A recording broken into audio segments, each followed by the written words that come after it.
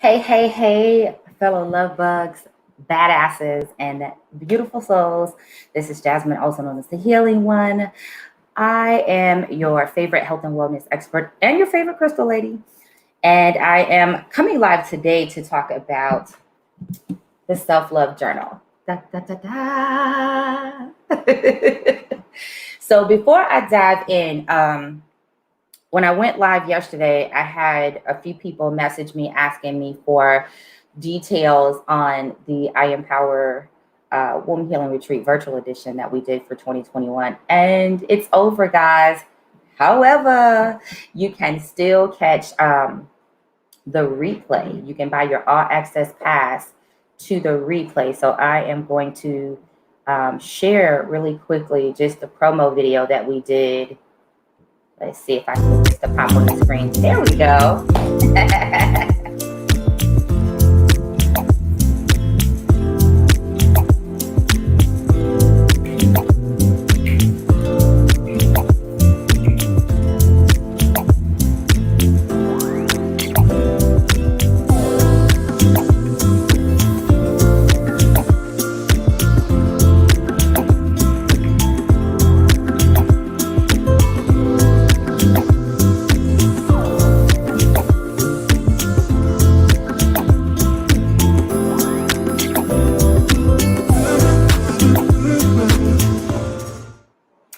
Yay. So that was the I Am Healing. I Am Healing One. I Empower Healing Womb Retreat, the virtual edition for 2021. It was amazing, y'all. It was amazing. And you can grab the all access pass to the replays so that you can view them for the lifetime that we have them available. I will make sure to add that link to this video information in the comments and on the video information itself. So you can just click it, grab the all access pass, and then you can dive in at your leisure and at your pleasure and jump into all 7 days. I want to tell you, listen, if you did not get a chance to attend, you missed out. If you only got a chance to jump in for a couple of days, you missed out. So make sure that you go and grab that pass. So today I want to talk about the self-love journal. And I shared just a little bit because I had a question when I was going live yesterday on the creation of the journal, kind of why. But I want to dive in a little bit deeper today. And then every day this week, I will start telling you different ways that I have been implementing it for myself, different tips and suggestions that clients and customers have been giving me as they've used it and found it, to be extremely useful for them. And that way you can grab it if you don't already have it and just dive in and personalize it for yourself. If you've got it already and you've been feeling just a little bit overwhelmed, these videos should help you to relax a little bit and better enjoy it. Because I get it. You get all excited, you buy the thing or the things, and then you're like, oh shit, I don't really know where to start. I get that. I got you, booze. So why the title? I get that question almost daily. And some people are like, hell yeah, girl, I'm feeling you. This is what made me buy it. And some people are like, I don't understand. Why the title, Fuck Them People? Well, as I shared yesterday, my journey of self is really, it's just all about adventure, discovering me, figuring out who I am, understanding that I had been living life the wrong way. And that's just personal for me. Whether you decide that for yourself or not, that's the thing that you have to judge. But I realized that I had been living life the wrong way. I was putting everybody else first, taking care of other people's needs first. I was making sure that I showed up for everybody. I was the girlfriend, the wife, the best friend, the sister. I was the daughter, all the things that everybody needed me to be. I was putting them first. They were top priority because that's how I had been raised. I didn't think anything was wrong with it. I didn't think anything was out of order with it because that's how I had been raised. That's what I was told I should be doing. And so, as I grew from childhood to teenhood to adulthood to more adulthood, you learn yourself, you figure out who you are. Hopefully some point along that process, you start to develop boundaries. If you've already gotten, unhealthy boundaries in place, then you start to redesign and redevelop healthier boundaries, right? And so as I embarked upon that part of my process a few years ago to redesign my boundaries, because I realized I either swung from one side of the pendulum. I had no fucking boundaries, or I had a lot of unhealthy boundaries. If I tried to put a healthy boundary in place, I really didn't stay consistent and persistent in enforcing them and making people deal with the consequences if they didn't respect my boundaries, right? And so I always found myself in this pattern where I was unhappy. I was doing all the things, showing up for all the people, and then I was mad because they weren't showing up for me the way that I was showing up for them. I was mad because they didn't have my back the way that I had theirs. And I really had to start asking myself the question, okay, you see this, but what are you willing to do about it? Because at the end of the day, if you've taught them and trained them that it's okay to behave this way with you, and they don't have to deal with any consequences or miss anything, if they don't respect your boundaries or show up for you or provide what you need in the reciprocity of the friendship or the relationship, you're going to either keep dealing with it the way that it is because they're not, clearly incentivized to change, or you're going to be the one to make the changes. So I started asking myself, are you willing to make the changes? Are you willing to do whatever it takes to be healthy, happy, and whole in the life that you want to live? Are you willing to burn all this shit to the ground in order to reinvent yourself, reinvent your life, redesign what it means for you to live, and risk losing, some, if not all of the people in your life? And my resounding answer became yes. My resounding answer was hell yes. Fuck yeah. You know what I mean? And when I got to that point, and it took me a minute to get to that point. I don't want you guys to think I just woke up one day and it was Candyland and so easy, because it wasn't. It was a process, right? It was a process. But I finally woke up that one day and said, yeah, fuck yeah. Hell yeah, I am willing to burn all this shit to the ground. I am willing to let everybody go. I am willing to be alone in order to find myself, in order to figure out who I am, so that I can then share that true person, that true version of me with other people. You get what I'm saying? So, excuse me. So I did that. I started having conversations with people like, hey, I'm about to make some changes and you're going to either like it or you're not. And that's okay either way. Okay, I'm done. And moving on. I literally kept the conversation that short, right? Because I had seen in the past, and this is not true for every single person, but I had seen in the past a lot of the times that when I would try to talk to people and say, this is what I need, I need for you to reciprocate the friendship for me in these ways. These are my love languages. This is what makes sense to me. People would say, okay, yes, I got you, boo. Yeah, love you, girl. Yup. And then they would continue to do the same thing they were already doing. So this time, I made the declarative statement, y'all. What is going on this morning? I made the declarative statement that conversation with each person, and hey, making changes. This is what it is. Get on the boat or down. And I did it for the accountability. I knew that I was committed to making the changes for myself, but if I didn't say it out loud to them, if I didn't announce it, then it was easier for me to act like, okay, well, I'm going to stay here where it's safe. No, I made that statement, made that choice and that decision, and I announced it to the various people in my life. And it was up to them to figure out whether they were going to be okay with it or not. Wasn't my concern, wasn't my fuck to give, right? And so I made changes. One of the first things that I started doing was figuring out where my self-love existed. And this is how the journal was born. Because I realized that my self-love did exist, but it was always waging battle with how do I love myself and then still love everybody? And how do I love myself and then still show up for everybody? And I love myself and I want to do some self-care today, but they need me. Right?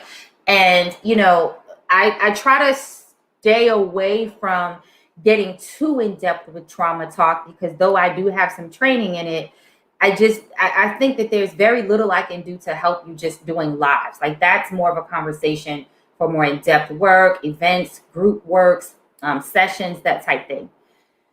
But I'll go into it a little bit, here and there because it's relevant, right? So for the purpose of this conversation, we do understand that trauma can rewire the brain, the way that you think, your cognitive process. It shifts your mind, it shifts the paradigm that you use to govern your life, right? Trauma and abuse in the different ways that it shows up changes the entire narrative that you have with yourself and everyone else.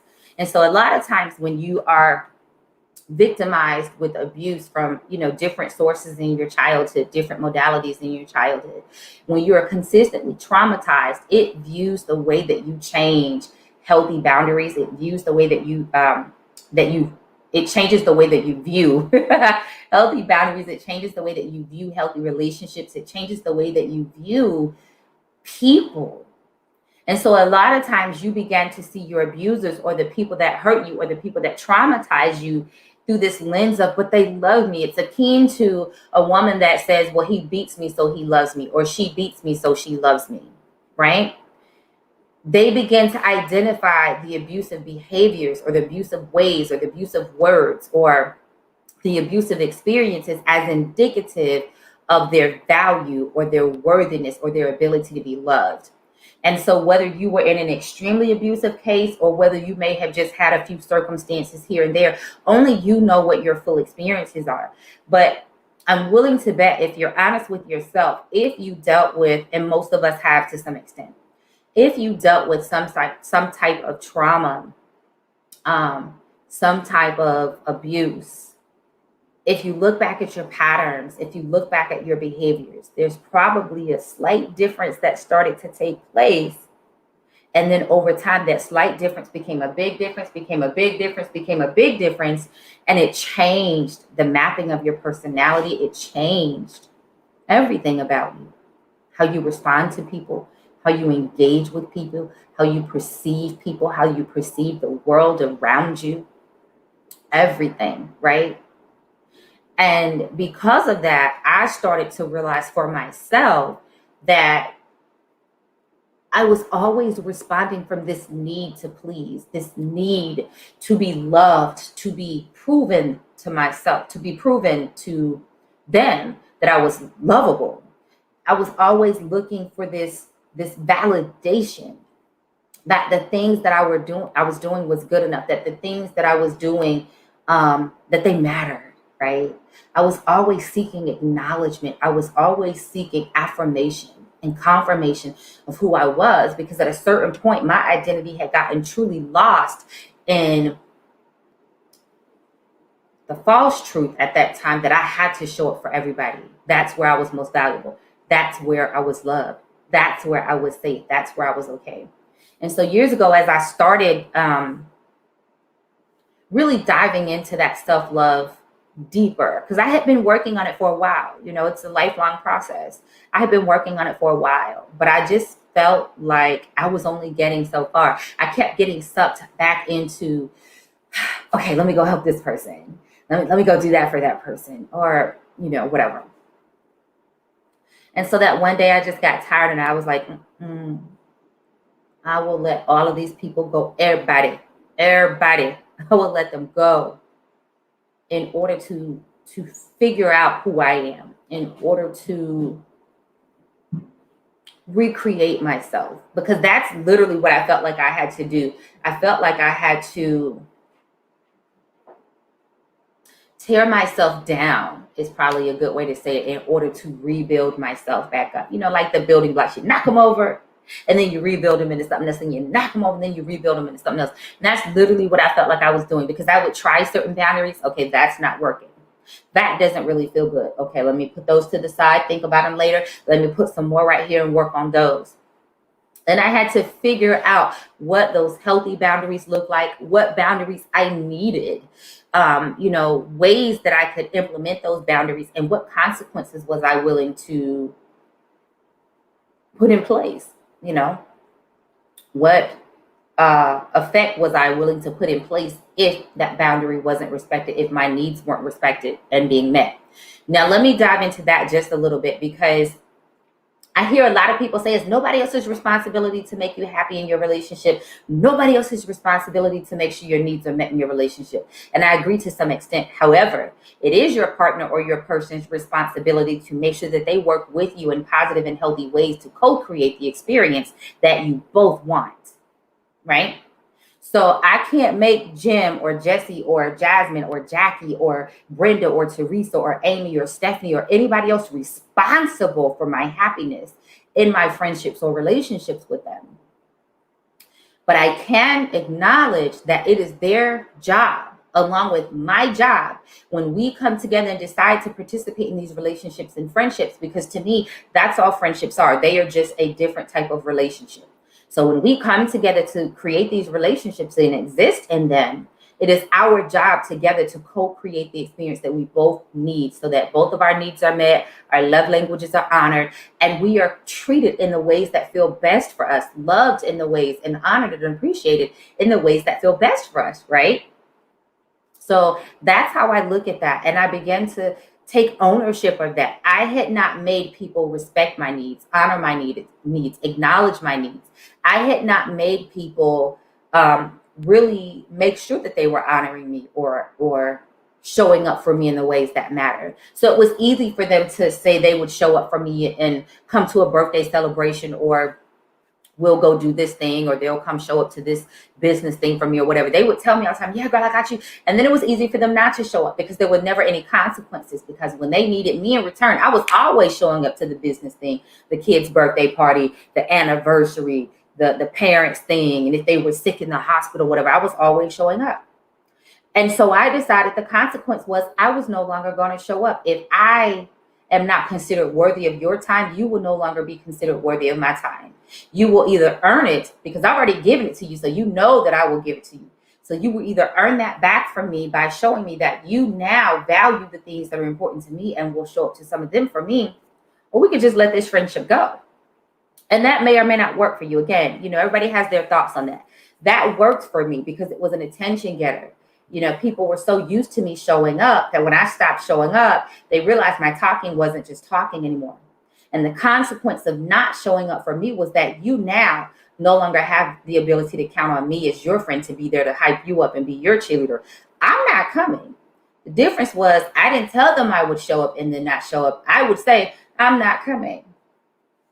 Well, Jazz, but you always come. Why? Oh, you remember my last event? You weren't there. And you remember the birthday dinner I had before that? You weren't there. And you remember the time we were supposed, you weren't there either. Never mind. So no, you don't get the benefit of that friendship from me because you have not extended that type of friendship for me, right? And I did leave room to allow people to figure out if they wanted to revamp that and reset that and show up. And so for those people that did, some people figured it out and they began to realize, oh, okay, I actually should have been doing this all the time, but thank you for making me see where I was lagging in this friendship. I even had people come back to me and say, you know what? I took what I've been learning in this experience with you and started applying it to other friendships. I even applied it to my relationship with my man or my girl, and it worked. Because I was figuring out healthy boundaries and expectations, and they were seeing that modeled in my life. And so they started to implement it, right? In my relationship, it was the same thing. I was used to being like, okay, honey, yes, honey, what do you need, honey? Not that I was a yes girl or a do girl, but I just believe when you love people, you show up for them, and that's part of me. Like, I love you. I want to make sure you got what you need. Come on, you need this. Let's help you get it. But I realized again that can set unhealthy boundaries, and it can set unhealthy expectations and set you upside down. And so even then I started to say, I'm not going to be able to do that for you. No, because it interferes with the thing that I've already got going on. And so I need to get this finished first. Now, if I can finish this first and I still have time, I may be able to help you with that. But your thing is not important to me right now. My thing is. Now that's within boundaries, because if it's an emergency, clearly, you know what I'm saying? But for example, let's just say he calls me and says, babe, I need you to go pick up some supplies for me for this project. No. Whereas the old me would have been like, okay, give me 20 minutes. Let me hurry up and finish this. And then I'll run and go get that before the store closes for you. Now it's like, no, I need to finish this. And this is going to take at least another hour and the store is going to be closed. Now, If you need it tomorrow, let me know and I can write that into my schedule. And if not, figure it out. That's just an example. You get what I'm saying? But I started making sure that I was respecting my time, respecting my needs, and respecting my ability to say no. Because no is just as powerful as yes. And sometimes we can psych ourselves out thinking, I've got to say yes to all the things. Yes, you should be saying yes to all the beautiful things that give you joy and make you feel good and bring you pleasure. Absolutely, yes. However, you can always say no to the things that are not giving you pleasure, or the things that are stressing you out, or the things that are hindering you or causing you harm, or just making shit harder for you. You can say no. No is just as powerful as yes. And no does not always need an explanation. And that's another way that I implemented boundaries. I stopped explaining myself all the time.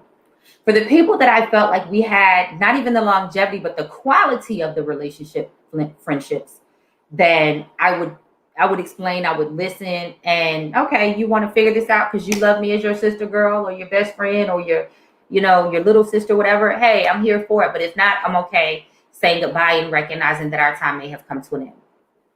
So, those were some of the things that I did to really look at how I needed to prioritize and reprioritize daily my self-love and my commitment to my self-love, because it showed up in whether I was able to say no to unhealthy things that were stressing me out or putting time constraints on me or had me running crazy, or whether I was able to say yes to things that I wanted to do, because now I had more free time. Instead of running around trying to help everybody else, I could be there for myself. As y'all hear me say all the time, we ain't got time to be playing Captain Saver all the time, right? And sometimes we get lost in that role because we are doing it out of some crazy need for self-fulfillment, some crazy ideation that if I do this, they'll love me. If I do this, they'll accept me. If I do this, they'll do things for me, or they'll have my back. If I do this, I'll be worthy. If I do this, I'm enough. And a lot of the times the people in our life are not taking advantage of us or necessarily manipulating us because they're malicious or wanting to be intentionally hurtful. We have just trained them that if they let us do it, we're going to do it, right? We're going to do all the things that they need us to do. We're going to give them all the things. Y'all got the friend that the group wants to go to lunch, and that one friend ain't never got no fucking money, like ever. And so every time y'all go to lunch, they wait till everybody done order, ate their food, and be like, hey, who got me today? Somebody got me, right? I left my wallet at home. Oh shit, my check ain't hit the bank yet, or whatever cockamamie reason they got, instead of staying their ass at home, right? And then everybody feels the pressure because y'all done ate, y'all enjoyed the food. Everybody feels the pressure for somebody to step up and say, okay, I got you this time. Or everybody split the bill, right? Or you got that one friend that you want to go do things and they're always available. So you always want them to go, but it always means that you're going to have to pay. Guess what? They have no incentive to change their financial status around you because they know that you're always going to pay. And that's just an example, right? So for me, my self-love looked like stop being that fucking friend. I stopped being the friend that would always say, I got you. I stopped being the friend that said I would always pay. I'm a giver. So if we're out to lunch, giving is one of my love languages. I love to treat people to lunch. Or if I'm in the store grabbing something and somebody's with me, hey, I'll go ahead and put that on the thing. I'll pay for it. Or, just buying gifts in general. And I just saw this and I thought of you. I wanted you to have this. Made me smile and think, oh, she's going to like that. He's going to love that, whatever, right?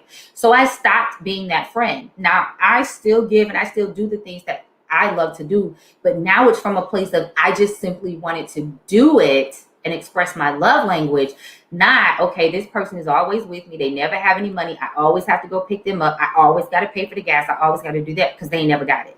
Because they never have an incentive to better themselves if they know everybody's going to step in and save them, right? So again, those are just some ways that I had to implement my self-love. Another way that I implemented my self-love that has been most powerful for me, especially the last year. Yeah, it's been over a year now, actually. I, have been pretty transparent at different times about my relationship with my mom. You said you lose a lot of friends when you stop being so generous. Child, yes. So I started implementing a different boundary with my mom. I've been fairly transparent about the crazy relationship that we had. And I shared, that through the years, it's been a struggle to love her, to honor her, to allow her to be in my life in healthy ways. No matter how many boundaries I tried to implement, I went to therapy for it. I worked with coaches for it. I prayed about it. I meditated on it. I did energy healing on it. Everything that you could do. I cut cords on it. I did everything that you could possibly think of in order to try to facilitate saving my relationship with my mom. And I just finally came to the decision that for me, the best option was to not have a relationship with her. And I tried to have, different talks with her. We talked to me blue in the face, and it didn't work. And so, I made that choice. And when I made that choice, it was hard. I didn't just wake up and decide I don't love my mama no more. I don't care. I didn't just wake up and decide she doesn't exist anymore. I had to wake up and decide, in order for me to be emotionally and physically safe, I can't have this person in my life. And I had to treat it as I would anybody else. If I was with an abusive man and he was whooping my ass, you would say leave. If I was with an abusive man and he was calling me out my name and starting he said, she said, and starting rumors and lying about things and manipulating me, you would say, get away from him. And so I had to put it in the context of, it's not about my mother. This is an abusive person, and I need to figure out the best way to be safe. Boundary. What is that boundary? And so for me, that boundary included no contact. And in order for me to enforce that, I had a conversation with the closest people around me to let them know, I don't have this ability to handle this right now in a way that allows me to stay safe and her to have contact. So we're going to shut this down, and I need for you to respect that boundary. Don't drag me into your stuff. I don't care what y'all fought about or argued about. I don't care what she did to you. I don't care what she said to you. I don't care how many times she called you asking about me. I don't want any contact. Respect that boundary. And I drew a very hard line. And when people would call me and say, oh, Jess, don't bother me. What did I tell you? Now, your consequence from this is your warning. So either you're going to respect this boundary, or I can cut this relationship off with you too, because this is for my mental health and physical health. You understand what I'm saying? I drew a very hard line in the sand and I shut it down. And that was I think the biggest act of self-love that I've had to do so far. And it was challenging. I ain't gonna lie to you guys. It was challenging. However, I did it. And, like my partner, he'll check in with me, baby, how you feeling? Have you talked to her? No. How you feeling? I'm okay. And that's a boundary that people will use. Sorry, I'm trying to put the website back up there. Somebody just asked for it and I typed it in wrong. Hold on, guys.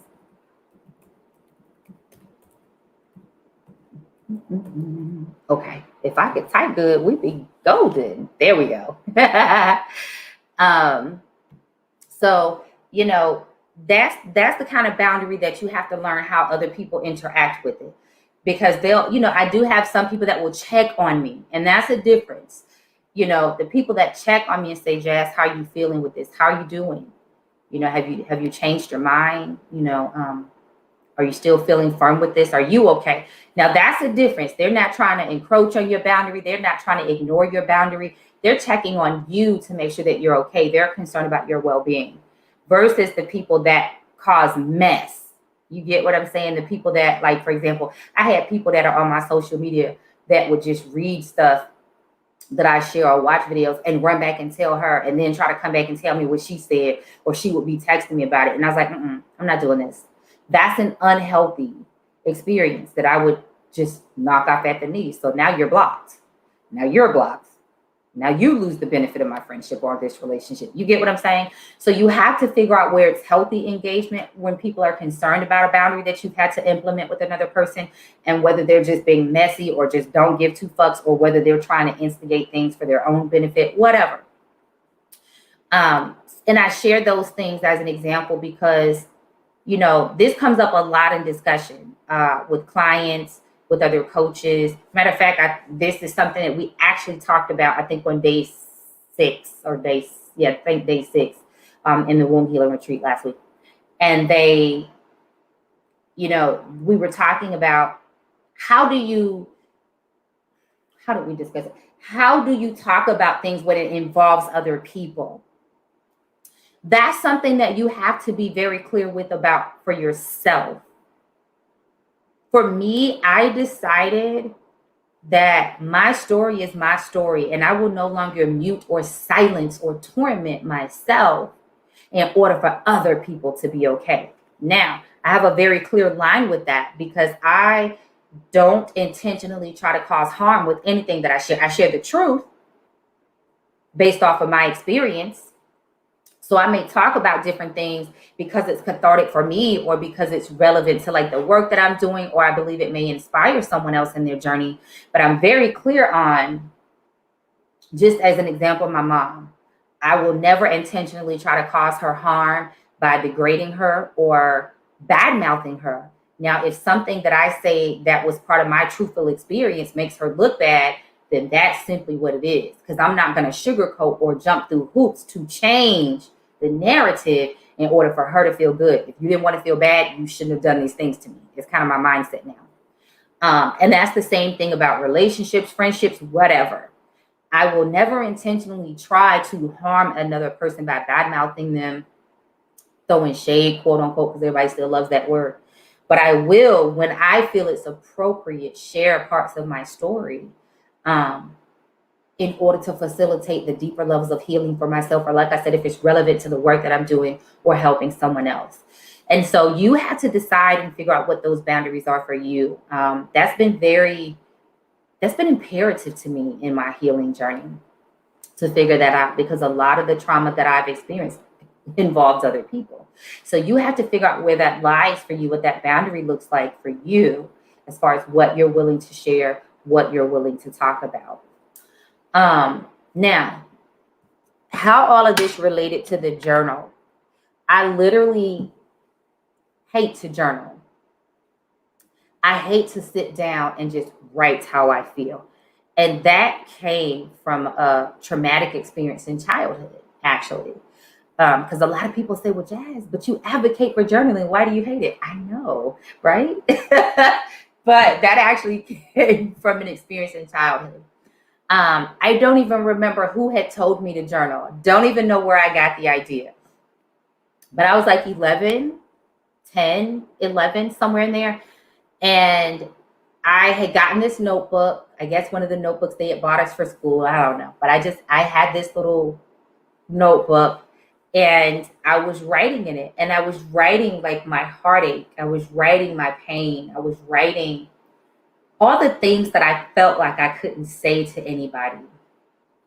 And I remember some of the kids at school had started cussing, like they had been hearing their parents say these cuss words. And so they would bring them back to school and tell us, and we as a group would practice them. And we probably sound like hella crazy, but we were practicing them, right? Trying to get good at cussing.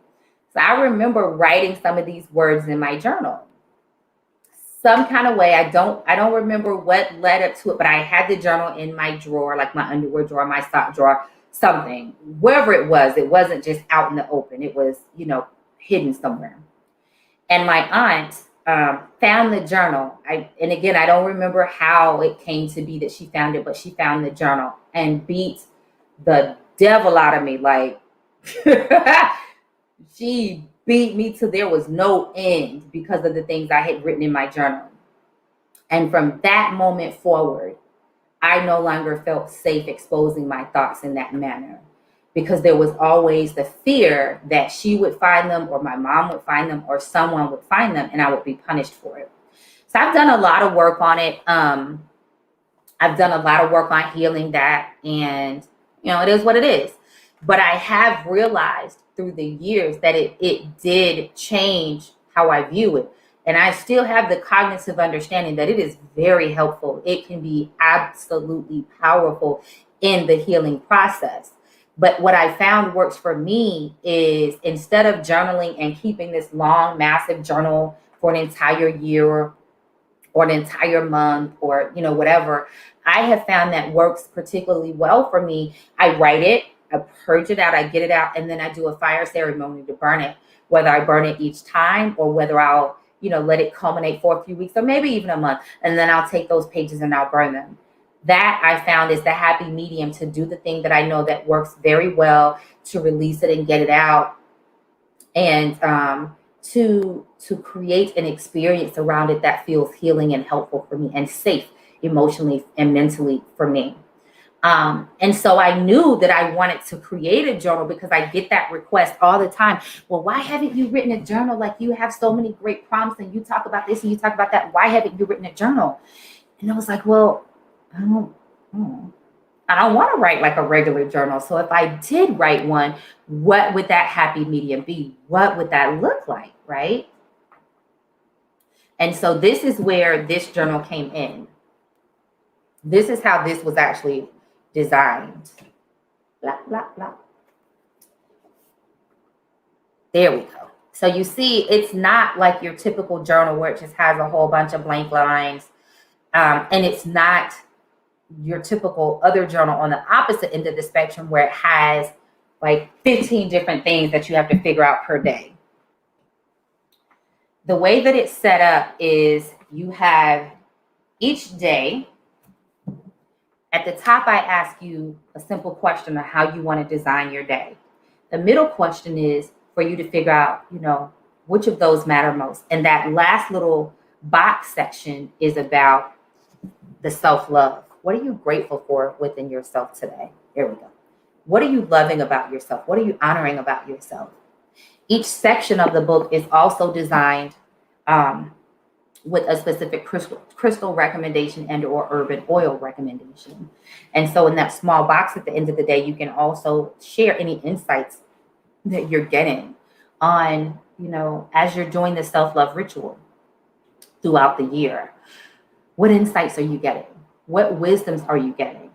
It was designed slightly with a grimoire in mind as well, because a lot of people that are in my audience, a lot of people that work with me embrace crafts and herbs and hoodoo and conjure and really working with the elements, really working with energy, really cultivating that spiritual relationship for themselves. And I was trying to figure out, what's that happy medium? I want this to be a space that, yes, you can kind of break your day down a little bit and focus on certain things.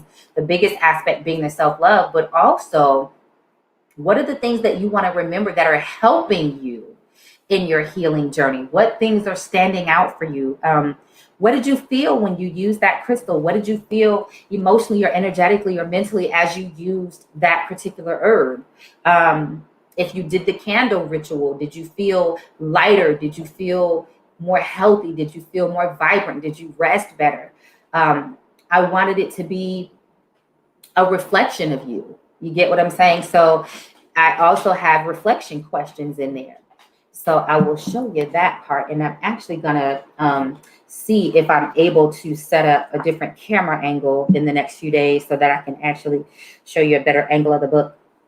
So each section is 30 days focused. So this is an example. You see the next 30 days. And I recommend a crystal and herb. And then this part down here is the supplies that you need, right? This page,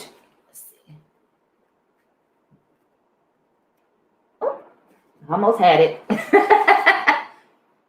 Almost had it. There we go. This page right here walks you through the ritual, right? And then it shares with you some of the things that I particularly focus on when I'm using that particular crystal and or herb combination or oil combination together, right? And then I leave space for you to just draw or doodle. That was this page. So this page and the next 3 pages that follow, or the next 2 pages that follow it, actually ask you, for your reflections, what's coming up for you? What are you gaining? What are you learning? What are you being reminded of? Those are the things that you want to write down. And so each 30-day section has that. It has the crystal recommendation, has the ritual, and then it has the space for you to really just line out what you gain from it. Now, when I say ritual, because a lot of people get nervous when they hear that word or ask me, what that mean? Is it witchcraft? Is it bad? What does it mean? And I get it, I get it. A lot of people have grown up afraid of that word based on religious affiliations, family dynamics, cultural background, community background, etc. And to simplify it, I explain it this way. A ritual is anything that you do consistently in the same way, expecting, a result. You brush your teeth every day, hopefully, in the morning and at night. You bathe every day, hopefully, independent of like skin conditions, particular needs. You eat every day prayerfully, unless it's a specific thing for you with fasting or, you hug your spouse or kiss your spouse every day. You hug your children or kiss your children every day. You read your babies a bedtime story, or you comb and brush their hair. You tell them you love them, different things like that. Those are all rituals. That's all a ritual is. It is simply you doing the thing that you do the way that you do it. A set number of steps, an organized way, and you're expecting a particular outcome. So when you brush your teeth, you're expecting your mouth to taste fresh, to smell good. The taste buds are clean so that you can enjoy your food. When you bath or bathe, you are expecting your armpits to smell clean, your vaginal parts, your penis to smell clean and fresh, to be healthy, free of bacteria that isn't healthy. You're removing excess dirt and oils when you shampoo your hair. When you put your pants on, for example, I typically put my pants on left leg first, right leg second. I don't know why. I think I've just always done it that way, so I always do it that way. And sometimes I'll deviate and put my pants leg on right leg first. It just feels weird because I'm used to doing it on the left first, right? That's a ritual. And so the reason that I wanted to include ritual in this book was because I wanted to help normalize it again. It did not used to be a bad thing. And now people are afraid of that word because of, whatever the reason. And it's not bad. So if you use ritual in your everyday life, right? Why would ritual not be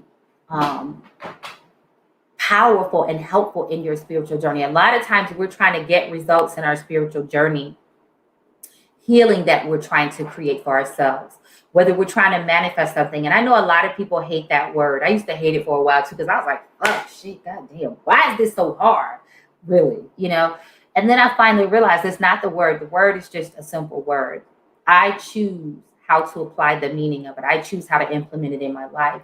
And when I took control of that and began to realize I am manifesting seriously every part of every day. I am manifesting being here right now, doing this video with you all, because all manifesting is to create something or to co-create something when you're intentionally or consciously working with another person to do it, to create, right? The tangible manifested thing.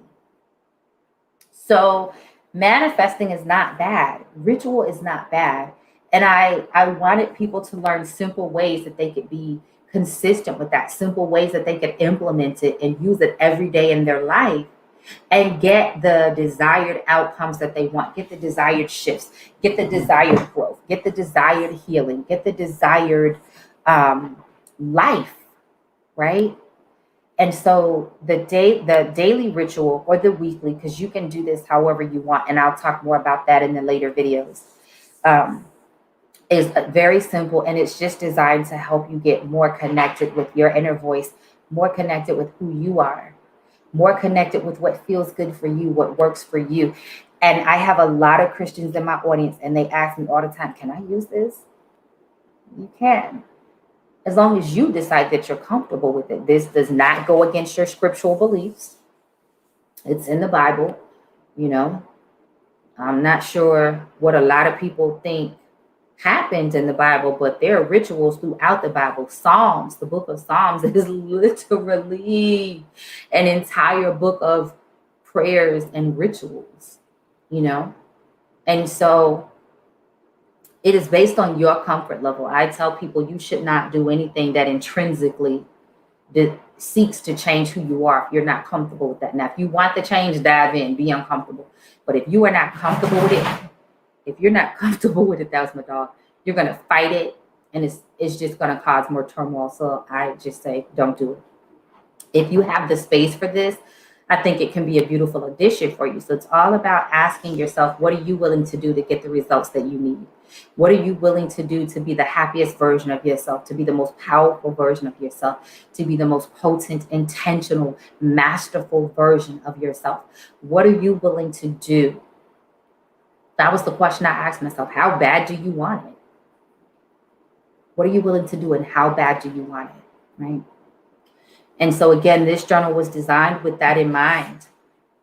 You know, I share with you how I use the recommended crystals and herbs. I share with you how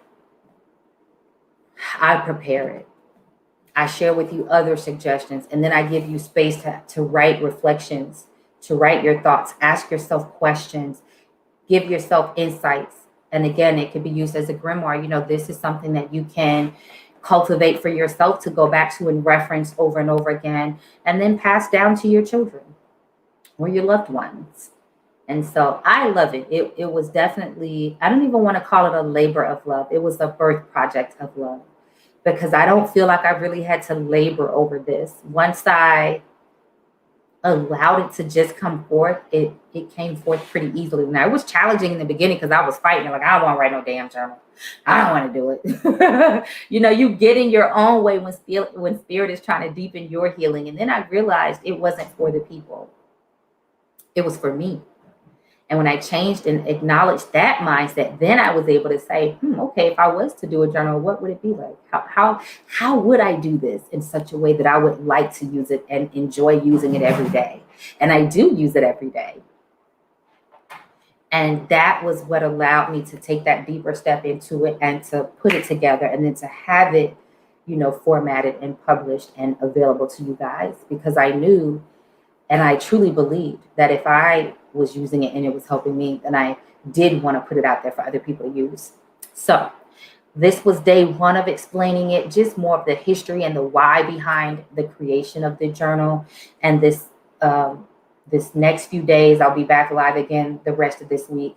This next few days, I will be just diving in more and breaking down some of the ways that I use it personally, and sharing some of the tips and insight and suggestions on how some of my clients and customers are using it, and, you know, the things that they wanted to share to make sure that you are getting the most out of it. And that's what I love. I love about my community, about my people.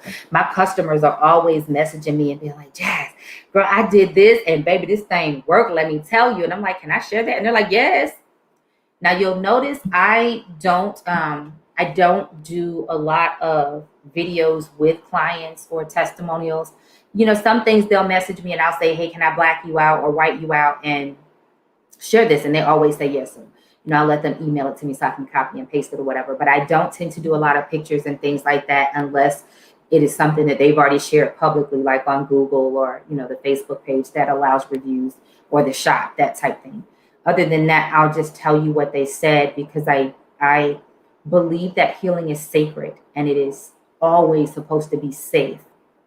And that means that if somebody is sharing something with me privately, that I don't ask them to share it publicly unless they've already made mention that they will do so or want to do so, or they have done so. When it's shared privately, I'll just say, hey, can I copy and paste that and, you know, cover you up? And they're always okay with that. But I do that because I've had somebody ask why I, you know, do it that way. I do that just for their sacred safety, for them to always feel safe with me and safe in their space to heal at the place that feels most comfortable for them.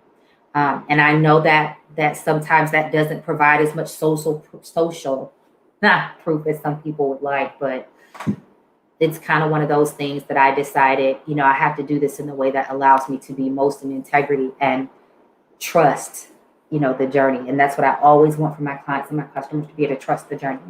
The same way that if you decide to work with me, I want you to know that you're safe and trust the journey as well. So I'll be sharing some of their tips and tidbits And I have had a few people say they're willing to speak, about it. So I may get them to write something or do some videos with them as well.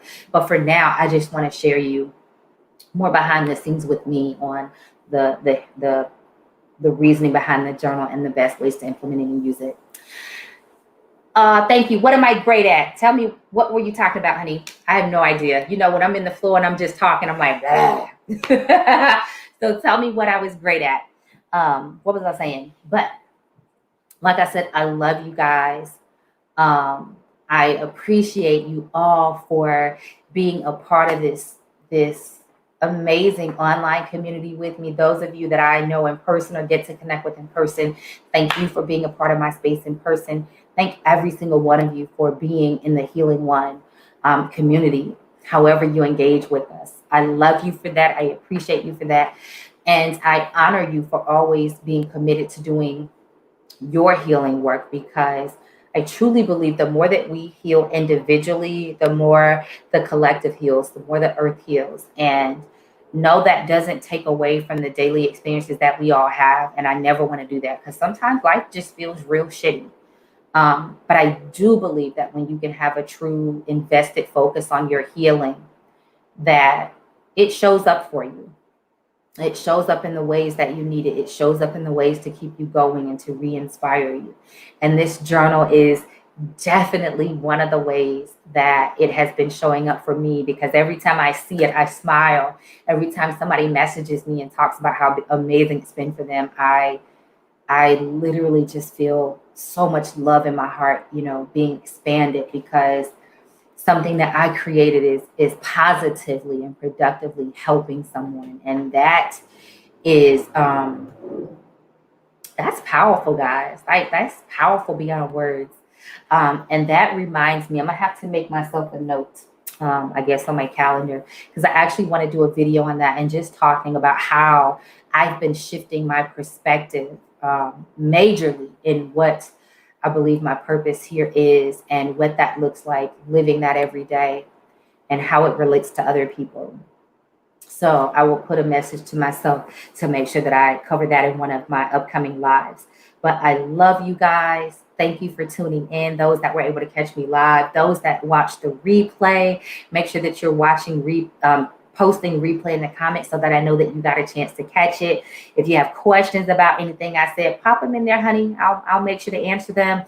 If you have really juicy questions that I know that can be helpful to other people, or things that you want to suggest, I always love to take those to inform the list of videos that we're always working on to get live for you guys in the different places that we're on social media and online.